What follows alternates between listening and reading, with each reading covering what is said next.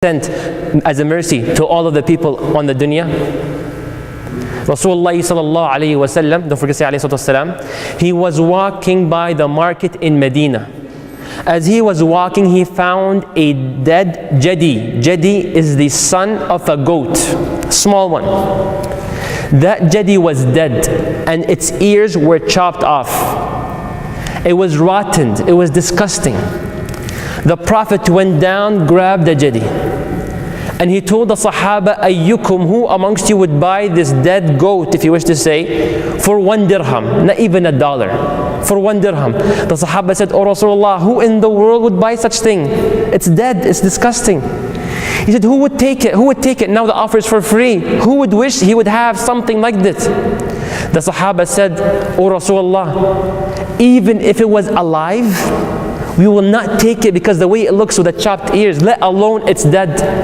He said, Fawallahi, Fawallahi. And the Prophet doesn't have to say Wallahi. Does he have to say Wallahi? He doesn't have to. But he said, Fawallahi, لَلدُّنْيَا أَهْوَنُ عَلَى اللَّهِ مِنْ هَذِهِ عَلَيْكُمْ مِنْ هَذَا عَلَيْكُمْ. Dunya, the value of dunya in the sight of Allah is lower than that dead, disgusting goat is it compared to you guys. So what dunya are we fighting for? What dunya is causing our ties of kinship to be cut when the father passes away and the will is distributed and people are not pleased? What dunya is the reason for people to break up in their friendship and relationship? What dunya causes a person to wish suicide? Why? Because someone was proposing to me and then someone rejected them and it just didn't work out. Why? What dunya are we talking about? So I have to number one, well, Rasulullah sallallahu alayhi wa sallam, he said, Ighfiru, forgive. Yaghfirillahu lakum, Allah will forgive you. Forgive and Allah will forgive you. Forgive and Allah will forgive you. The Prophet promised you. Are you guys doubting this? What does Allah forgiving you mean? We say astaghfirullah. What does it mean? Pay attention. When Allah subhanahu wa ta'ala forgives you, 3 things occur by the will of Allah subhanahu wa ta'ala. Number 1, Allah will conceal, will forgive taghtiya, sitara, hijab over the shortcomings which you have done in this dunya.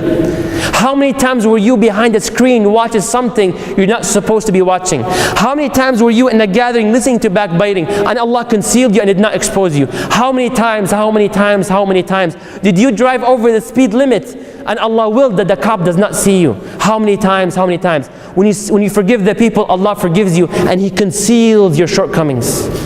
That not just that, hold on. And when you go in the hereafter and you're in front of billions and billions and billions of people, and everybody's naked, wala hamsa, and you don't even hear whispering between billions of people. And you'll be called by your name, so and so, the son of so and so, come, halumma ala al-ardi ala al-jabbar, come and meet your Lord al-Jabbar to negotiate and to talk about the things that which you have done. Had you forgive the people and Allah will forgive you, Allah will put a hijab, a curtain, that no one amongst the billions can hear the conversation between you and Allah, and no one can know what's going on behind these closed doors. Doesn't stop here. Lastly, when you ask Allah to forgive you, now when you say astaghfirullah, you feel it.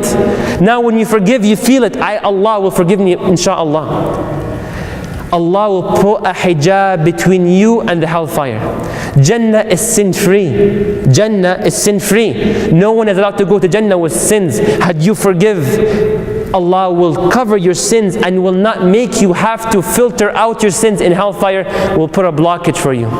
So concealing you in dunya, concealing you in front of billions of people when you meet Him, and putting a barrier between you and Jahannam. Can we forgive now? What else? وَالْعَافِينَ عَنِ النَّاسِ, and those who forgive the people. Allah, what will He give us? What's in return? What will happen? وَاللَّهُ يُحِبُّ الْمُحْسِنِينَ. No translation, you will know what does Habibi mean. You know what Habibi means, right? Any culture would know Habibi. You will be Allah's Habib. You will be Allah's Habibi. In our terms, the way we say it. وَاللَّهُ يُحِبُّ الْمُحْسِنِينَ. And if Allah loves you, what in the world matters after that? If Allah loves you, then what is it that you fear? If Allah loves you, then who in the world would dare to harm you? If Allah loves you, then how in the world you will not experience happiness in this life and the hereafter?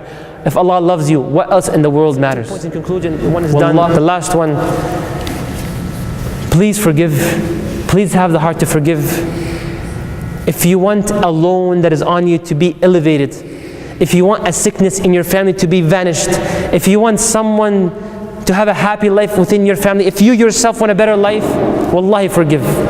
The Prophet ﷺ said, "Sana al-ma'ruf taqi masari' as-su." When you do good, Allah protects you from evil ending to your life. You will have a beautiful ending. Forgive. Forgive, brothers and sisters, and Allah will forgive you. Forgive, and your reward is on who? On Allah. Forgive, and Allah will love you. And if Allah loves you, then what else in the world matters? Jazakumullah khair for listening.